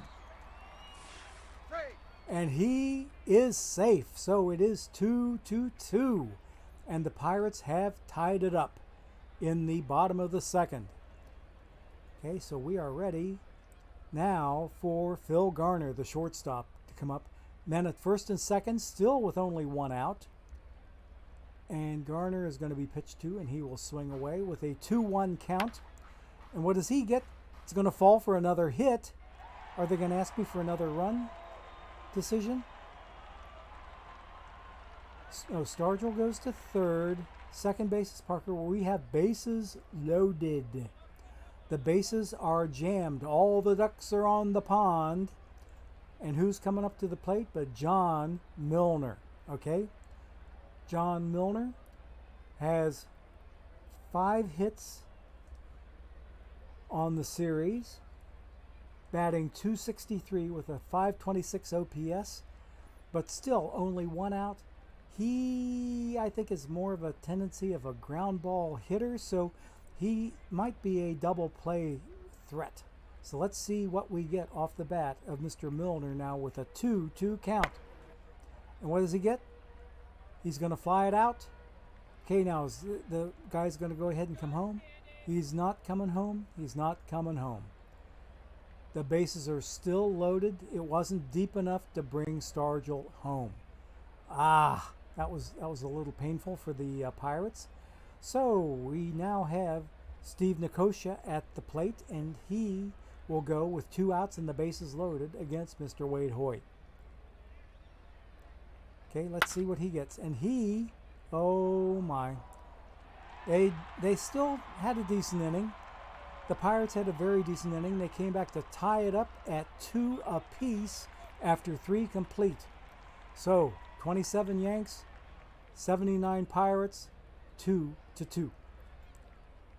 Okay, so Pat Collins is at the plate against Bruce Keeson. Pitch to the batter, swing away with a 1-2 count. And struck him out swinging. Okay, so there's 1 down in the top of the 4th. Earl Combs is up there now, and he takes a 1-2 count ball to straightaway center field, and Omar brings it in. So we're down to 2 outs now. Going to pitch to him and swing away, and this is going to be Mark Koenig up at the plate with a leadoff count, and they're going to have to, oh wait, he caught the ball on the fly. He caught the ball, okay? He dove and caught it before it hit the ground. So there are 3 outs in the top of the 4th for the Yankees, and the Pirates get to come to the plate, still tied 2-2. So what have we here but a Lee Lacy coming up to the plate with a full count, and he takes ball 4 to draw a leadoff walk and move to first. So next batter up is going to be Mr. Dale Berra, and he's going to swing away with a man on first base, nobody out, and a leadoff count. So there's no balls, no strikes on Dale Berra. Is this going to be a double play ball? It looks as if they broke up the double play with a good slide at second base. So Dale Berra is now safe at first, but there is now 1 out. And the Pirates have out-hit the Yankees 6-4 so far to date. Okay, now we have a Bruce Keeson against his opposite number, Mr. Wade Hoyt. And let's see what Mr. Keeson is going to be called upon to do here. Is this a double play ball? I think it is. Yep, double play ball. Keeson hits into a 5-4-3. And it is now, after 4 complete innings, still tied up 2-2. Okay, so now we have Joe Dugan, the third baseman, coming up. And Bruce Keeson pitching still. Keeson is up to 58 pitches so far on the day. After 4 complete innings, 58 pitches. He's going to be tired by the time this thing is over. Okay, let's go ahead and pitch to the batter and swing away. And okay, looks like it's going to straightaway left field, and there it is. John Milner reaches up and makes the catch right against the bleachers there down the third base line. He pulls it in. Not much, if any, foul territory there for him to play with, but he made it. Okay, so we are ready for the next batter up, which will be Wade Hoyt. So he'll be facing his opposite number, Bruce Keeson. And let's see how Wade Hoyt does. He's been killing the ball lately, but he grounds out to second. Oh, but the throw got away from Stargell. Yikes. A throwing error on Lacy. Ouch. So they have a man on second base, Wade Hoyt, on second base with 1 out. That was not the best advised of plays for Lee Lacy. And he eats the E. Okay, so we're going to pitch to Tony Lazzari. He's going to swing away, and let's see, with a leadoff count, and that ball fell in. Yes, we're going to go ahead and try to let him score. Is he going to make it? No, oh, he's out from here to there. He is out from here to there. Now, in all fairness, I knew that was the pitcher on third base. Probably not the best set of legs, but I'm being impartial here, and I'm sending all the runners home on anytime that question is asked, regardless of who it is. Okay, just so that I'm not making value judgments to favor one side or the other. I'm going to make the same judgment every time. Okay, and in that particular case, the second out was made by Mr. Waite Hoyt, and now Moreno is on second base. Or yeah, wait a minute, who was that? No, that was Lazzari that's on second base. Okay, so now we have us Bob Musil up at the plate with Lazzari at second. Pitch to the batter, and we're going to swing away. And is that going to drop? That's going to drop for a base knock, and yes, we're going to send him home just like we did before. And it looks like we have a run for the 1927 New York Yanks, and they now lead by a score of 3-2 after Bob Musil got an RBI single. Did he go to second on the throw? No, he did not. He remains at first base. Okay, so we continue on. Yankees now leading 3-2. And Lou Gehrig is up at the plate, and he will swing away on a 3-ball count, and he drew a 4-pitch walk. Okay? So first and second now with 2 outs, an out at just about any base except for home. Okay, so we'll pitch to the batter and swing away. What happens with Babe Ruth? He grounds it out to second base. The Yankees didn't get out of there without doing some damage to the Pirates. They take a 3-2 lead after 4.5 innings.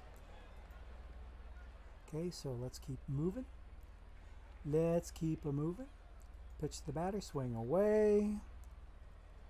With a 2-strike count, ball hit to the shortstop, and he throws it to first to get the out. So that was Koenig that threw out the batter. That was Omar Moreno. So we are ready for Willie Stargell at the plate. Now let's see. So Waite Hoyt has 57 pitches under his belt so far. So he's doing a little bit better than his opposite number, Bruce Keeson. So we're going to pitch to the batter, swing away. Sarge, let's see what you can do, buddy. He hit it pretty deep. But is that a diving catch? It's a diving catch. Ooh, nice catch on the dive by Earl Combs. And he stole extra bases away from Willie Stargell. Okay, so we are ready now to pitch to Dave the Cobra Parker. We're going to swing away. And with a 1-ball count, hits it up the middle, and it got through the second baseman. So there's a 2-out single for Dave Parker. And he's at first base with 2 outs now. Let's see what Phil Garner can do when he comes to the plate with 2 outs and Parker at first. What did he do? I think he hit it to straightaway center, and that is an out. That is an out to Earl Combs. So the Yankees held them in the bottom of the 5th. So even though they're being out hit 7-6, the 1927 Yankees are leading the 79 Pirates 3-2 and leading the World Series 3-1. Okay, so we'll keep going here. We're going to pitch to the batter, swing away, and it's going to be Pat Collins up at the plate. And with a no ball, no strike count, he hits the ball straight away to right field, and Dave Parker snags it and pulls it in. 1 out. Okay. Keeson's thrown 75 pitches so far, including that one we just witnessed. Okay, so Earl Combs is now up at the plate. Pitch to him, swing away, and what do we have? Plunked him. That's 2 plunks now for Keeson. Ouch, ouch, ouch. Okay, so they have Earl Combs on first base with 1 out, and who's coming to the plate but Mark Koenig. Okay. Pitch to the batter, swing away, and double play ball. Oh, he booted it. He booted it. Ah, what is wrong with the Pirates defense? They're starting to look like the 72 Athletics from last week's simulations. They're not looking too good at all. Did I miss my timer? Did I miss my timer? I missed my timer. I didn't set my timer. I'll bet my next drop is already in and I missed it. Let me go take care of that real quick. Yes, it is. It's in. This will be drop number 4. Okay.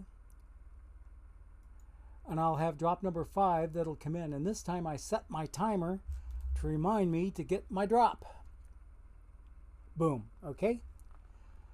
So back to the action. Jackson.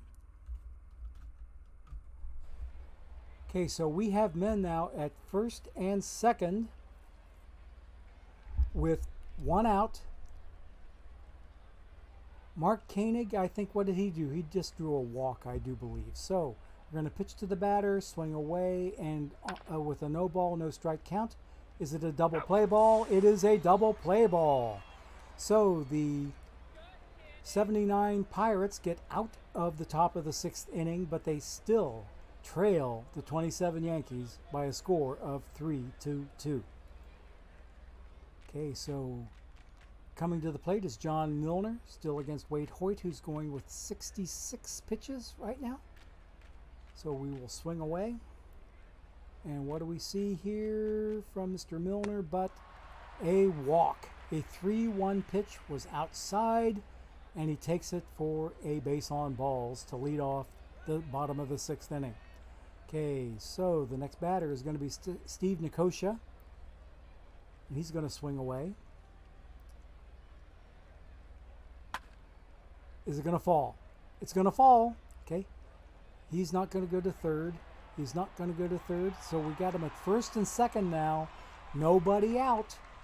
Bottom of the 6th, so things are looking pretty fair for the Pirates.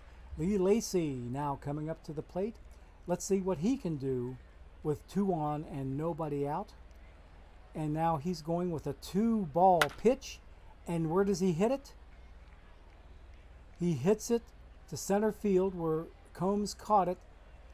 And no chance to get Milner at third. So now they are at first and third with only 1 out. So a deep enough fly ball will get Milner home. Okay. Let's see what Dale Berra can do. Last time, oh, he's already got a home run today, I do believe. So he's going to swing away with 2-ball count. Where's the ball going? Oh, it's going to be a double play ball. Double play ball gets the Pirates out of the inning. Oh, my goodness. Live by the double play, die by the double play. The Pirates had their chances. Can't say they didn't. But Dale Berra kind of blew it. And it's going to be, after 6 complete, still 3-2 Yanks. So they now have Wade Hoyt coming up to pitch again, or up to bat against Bruce Keeson. Bruce Keeson going with 81 pitches, and Hoyt's got 80, so they're pretty close in the tiredness department. And Wade's going to swing away, but he grounds out to the shortstop, and that is the first out of the top of the 7th inning. Okay, so we go on now. We're going to see Tony Lazzari, who's going to swing away on a 2-1 pitch, and he hits it also to the shortstop, Garner, and Garner throws him out. So there's 2 outs from the plate to Phil Garner to Willie Stargell, and we're 2 down now in the inning. Next batter is going to be Bob Musil. We're going to pitch to him. He's going to swing away. What do we have?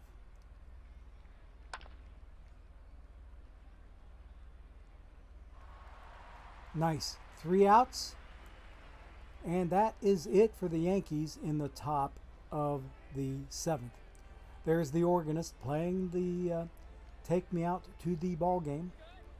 So we are going to interrupt that long enough to get to the bottom of the 7th and get the Pirates up to the plate. Bruce Keeson, okay, is up against his opposite number, and with a 1-1 count, he got it to Lou Gehrig, who tosses it to the pitcher Wade Hoyt, and Hoyt snags it for the out. Okay, now we are ready with 1 out. Second batter here in the bottom of the 7th, and it's going to be Omar Moreno. He's going to swing away. And what are we going to see? Grounder to second. He threw him out at first. So with 2 down now, in the bottom of the second, we now have Willie Stargell, who can tie this up with one mighty swing of his bat. Okay. With a 2-strike count, grounds it out to second. Oh, so there's now 3 outs. 3 up, 3 down. After 7 complete, it's still 3-2 Yankees. Alrighty, so we're going to pitch to the batter, swing away, and it's going to be Lou Gehrig now up at the plate. Still against 92 pitch count Bruce Keeson. So he's starting to get a little tired. And what does Mr. Gehrig do? But hits it out to John Milner in left field. So he called off Omar Marino and made the catch. So he hit it deep, but under the glove of John Milner. So with 1 out now, Babe Ruth is up at the plate. And he will swing away. And what's happening here? He hits a gap shot in the hole in between right and center. And he's standing now on second base with a 1-out double. Okay. And after him comes Pat Collins, the catcher. So he's going to swing away with a 2-1 count. And what's he do? He hits it out to Moreno. So do we want Babe Ruth to tag up from second base? Yes, we're going to do the tagging up. And it looks like he made it to third base. Okay? He did make it to third base and beat the throw. Let us go ahead then and pitch to Earl Combs with 2 outs now, a man on third. Okay? He's going to swing away and... oh no.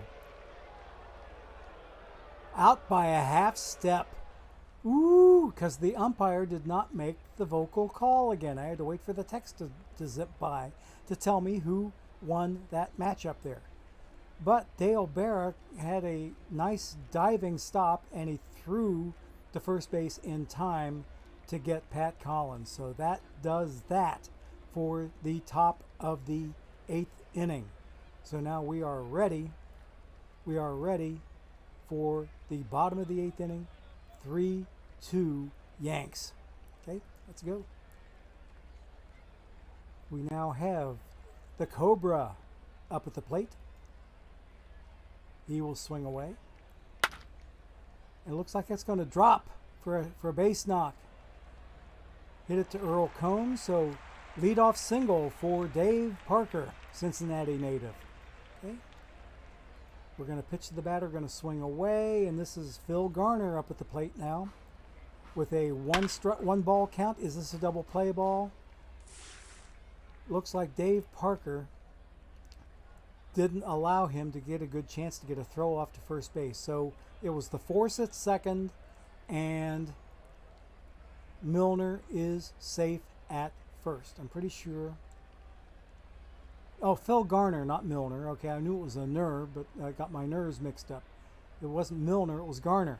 Okay, next batter is going to be John Milner. Okay, that's who I thought was up that time, but I should have known better. Okay, so we're going to pitch to him. He's going to swing away. Man at first with 1 out and a lead. Okay, a no ball, no strike count. Is that going to drop? That's dropping for a hit. And we have men now at first and third with 1 out. The last time the Pirates were in a position like this, they hit into a double play. Let's see if they can avoid that fate this time. We want to avoid that fate. And I'm purposely not looking at chat at all so that I can get through this fairly expeditiously. So I apologize if somebody's trying to talk to me and I'm not watching. Okay, let's see. Going to swing away. Nicosia is up, and what does he do? Okay, we are going to signal Garner to tag it up. And he tied up the game with that score off of the fly ball from John Milner. That was a good play. We are now tied at 3. Exciting ball game. Nice, exciting ball game. Okay. Oh, did I misstate an inning there, Bandit Cruising? Only top 4? Okay. Okay. Oh, you have to win your division series to promote. Good luck to you, buddy. Hope you can make it. Had the best record in the league twice in a row and lost the ALD. Okay. I did the same thing with my one team. My one team has done that, but I'm going to be looking at the number 3 team maybe on the way out of here. Okay, your PAX only team is moving up out of the rookie league. Good for them. Excellent, excellent, excellent. Is Madlock on the bench? Let's see. Is he part of the? The Pirates from that year? Let me look at their substitutions and I can tell you. Bill Madlock is not in that lineup.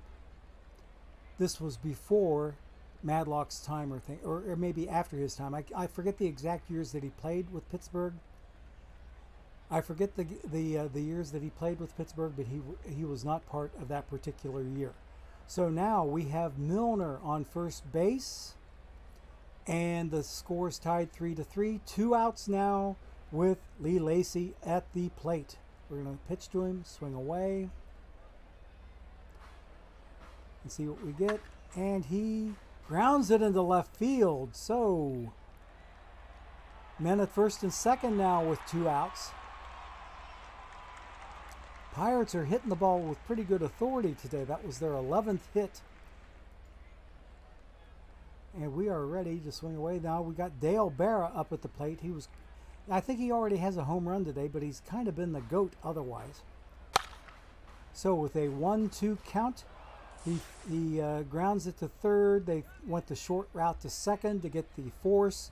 So the Pirates still did their damage in the bottom of the 8th. It is now 3-3, 27 Yankees versus the 79 Pirates. Okay? So here we go. Top of the 9th. Swinging away. Mark Koenig, I should say, grounding to shortstop. And Garner throws him out.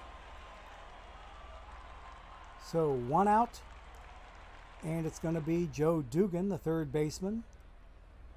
And hit with a no ball, no strike count. It looks like he gets him a base knock that goes all the way to the wall. Is he going to try to stretch a double out of this? Yes, he does. Yes, he does. Dugan got in there for a double. Okay. It was kind of interesting, though. That graphic showed Parker already at the wall by the time the ball got there. Was he playing him that deeply? Ooh, okay. Kind of an interesting graphic. I don't know what the devs were trying to emulate there, but I couldn't imagine that situation. Okay, so we're going to swing away at this. Okay, Wade Hoyt is up there, and he gets a knock. And what happens? Did they just take a 4-3 lead? No, Dugan took third. He did not try to score on that. He did not try to score. So, Wade Hoyt at first base, Joe Dugan at third, 1 out. And who should be coming up about now? Oh, yeah, Tony Lazzari is now up at the plate. Okay, we're going to throw to him and pitch or swing away. What does he get? Oh, my goodness. Oh, my goodness. 6-2-3. Sorry about that, Pirates fans. It looks very much like we don't have to depend on a third out dropped ball to center field for the Yankees to walk off with the series on the road. Okay, so we'll pitch to the batter. We'll just keep swinging away. That's going to be an out. Or no, he bobbled it. He bobbled it. He can't do it. He can't do it. So he's going to hold on to the ball. Another error for the Pirates. Oh no, base hit. They had their other error in another instance. Okay, pitch to the batter, swing away. Ball 4. Not looking good for Wade Hoyt. Or not Wade Hoyt. Bruce Keeson. Okay, not looking good for Bruce Keeson at all. He's only thrown 126 pitches. Okay, swing away for him. Okay, Babe Ruth is up. What does he do? Hits it out to center field, and that is that. Or is it? No, that's only the second out. That is only the second out. So we go ahead and keep moving. And that one's going to third base, and he throws it out. So we are through 8.5 innings, and the Yankees have taken a 6-3 lead. All they have to do is hold on in the bottom of the ninth, and they will be World Series champions. Undefeated, and so far unchallenged, and still champs. Okay, so up at the plate first, Bruce Keeson facing his opposite number. Looks like a ground out to short, and Koenig threw him out. Lazari's the second baseman in this particular instance, normally the third baseman. Okay, so we'll keep on moving. One out now. Are the Pirates giving up? I hope they're not giving up. I'd like to see them make a little bit of noise. Omar Moreno, 2 for 4 on the day with a couple of infield hits, and he flies it straight out to Earl Combs in center field, and the 1979 Pirates are down to their final out.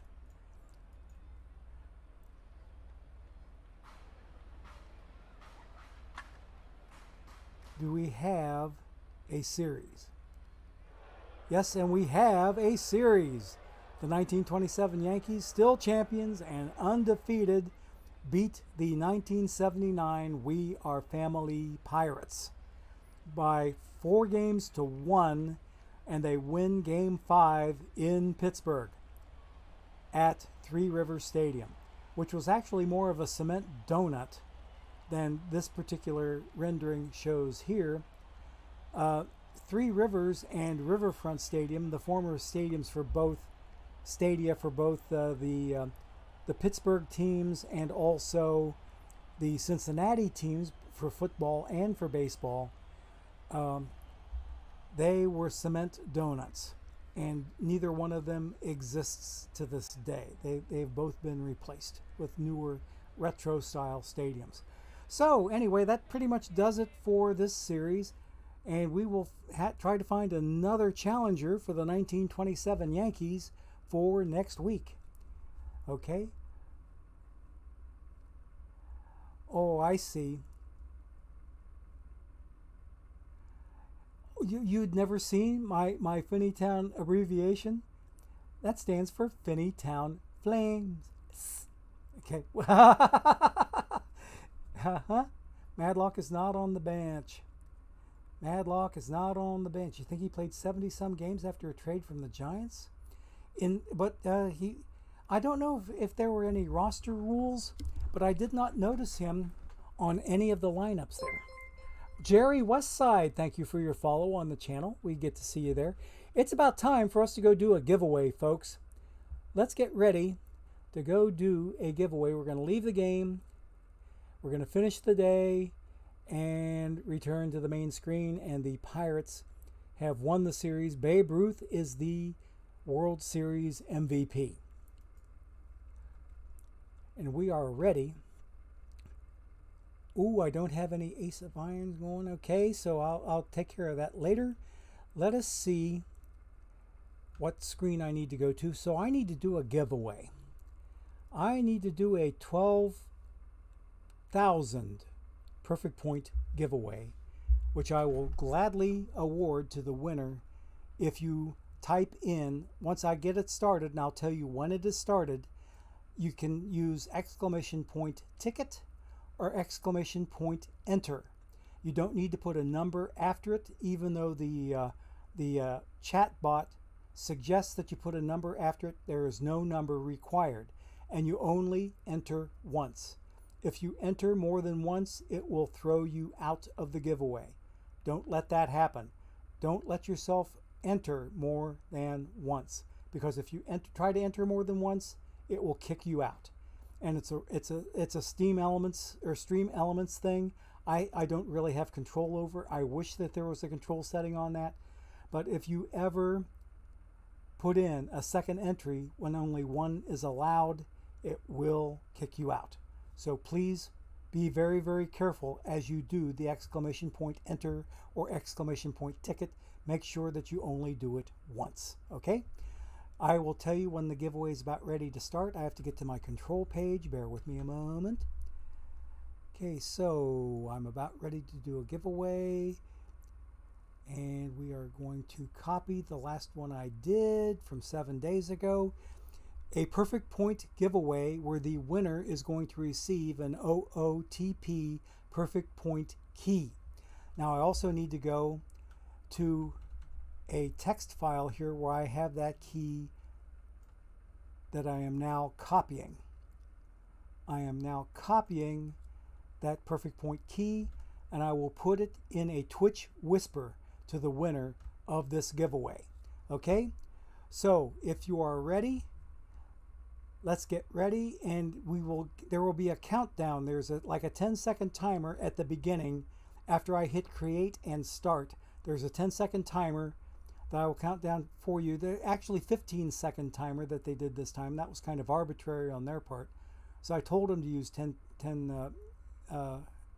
things. Okay, so Crepe Aldine, Mike Suit P, you're in. Okay, I think, yeah, you can get in during the countdown, but the giveaway has officially begun, and we'll give it 2 minutes to complete. And while you folks are here, I'm going to run over to Twitch and get my last drop.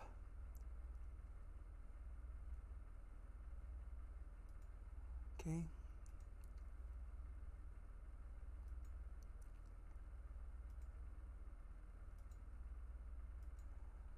Okay, here I go. Okay, there I am. And I'm going to pick up my final drop, my 5th and final drop. And it is in the house, okay? Alrighty, so 1 minute has now elapsed. We have 1 minute left to go on the giveaway. 33 people have entered so far. 34. Exclamation point ticket or exclamation point enter will get you in. You don't want to do it more than once. CB Jammin', he got kicked out. Beat Nish got kicked out. Too many tickets. Okay. You just want to do one. Okay. And you only want to do it once. It shouldn't be that confusing. Exclamation point ticket. And I gave you all the instructions up front. You don't need a number afterwards. You don't need a number because you're only allowed to put in one. And the word is ticket, not or enter. Shouldn't be that difficult. Okay.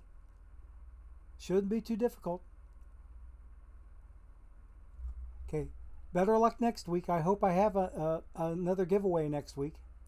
We'll see. Because this is the last key that I have in my possession right now. Okay, we're just about ready to call her quits, and the giveaway is now closed. Okay, we are going to draw us a winner. There are 39 names entered in the giveaway. Let's see who we get.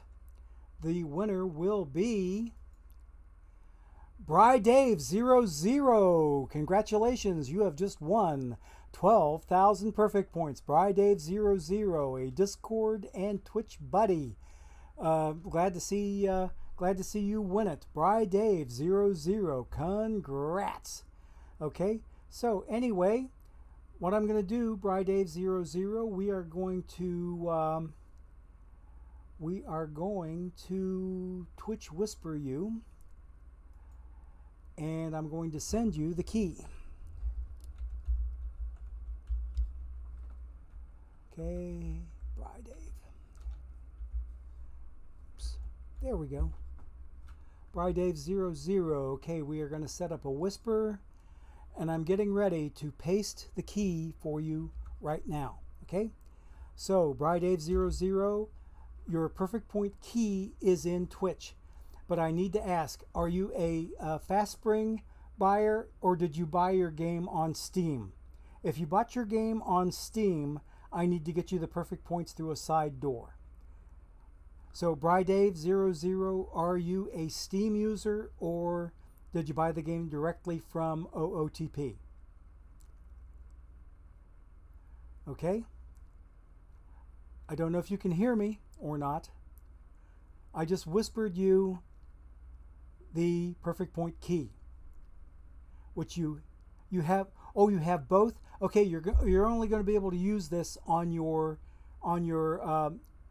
OOTP key. You're not going to be able to use it on your Steam key. Which one do you have a preference to go to? If you have a preference for me to use your Steam account, then this key won't mean anything to you. So it's your choice. Since you're using both, you can choose which account it goes to, whether it's going to go to your Steam account or to your OOTP bought game that you bought from FastSpring. Okay? Make a choice for me, please, because if you choose Steam, I can keep this perfect point key for next week. And I'll get you your 12K perfect points through the side door to go to your OOTP account. And what I will need, the OOTP website is fine? Okay, fine. All right, so go ahead and you can cash this in by redeem perfect point key on the buy perfect points screen where you can buy packages of perfect points. There is a green button in the upper right that says redeem perfect point key, and you paste in the key that I just whispered for you or whispered to you in Twitch. That will go right in there. And please let me know if you have any trouble with that, because it's just about time for me to call her quits. Okay, Rock and Roll Express, thank you for your Prime subscription. We appreciate that oh so much. And I think chat knows what's going to happen next. I think chat knows all too well what's going to happen next. And you know what that is. You know what that is? You know what that is. You know what that is. And it's going to be something like this. You're the best around. Nothing's gonna ever keep you down. You're the best around. Nothing's gonna ever keep you down. You're the best. And what I sing on my side is thank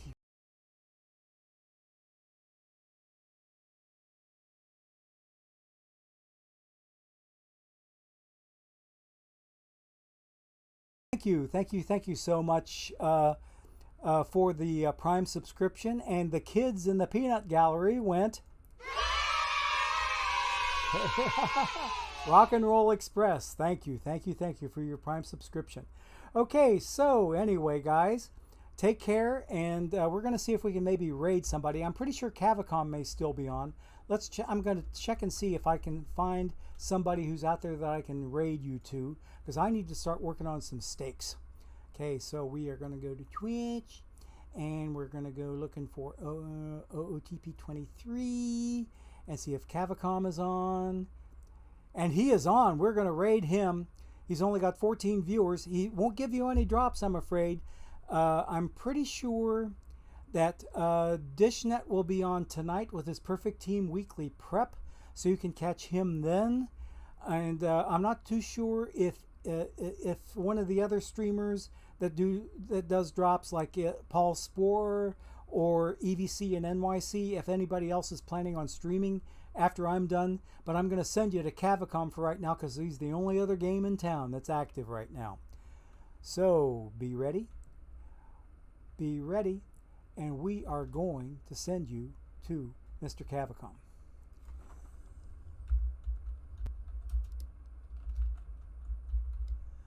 Okay, and in the meantime, Gorgo 2005, rounding third and heading for home. Have a great rest of the day, everybody, and hopefully you have a great evening and have a happy and safe 4th of July, okay? Hear me? Even if it means no fun, stay safe, okay? Take care, and we'll catch everybody later. I will be next on Wednesday afternoon, 3 p.m. Eastern Time, and that's when I do my next pack rip. So thanks everybody for coming in and spending time today, and thanks to Rock and Roll Express, and also to Budweiser. Well, let's see, not only Budweiser Bob. Hang on, there was another subscription. There's another subscription. Who was it? Or maybe it was Budweiser Bob. I was thinking he was yesterday. I thought that was the second subscription today. But anyway, thanks everybody for hanging out, and we are getting ready to send you to Cavacom. Let's give him all the Gorgo love that we can, okay? Take care now. Bye-bye.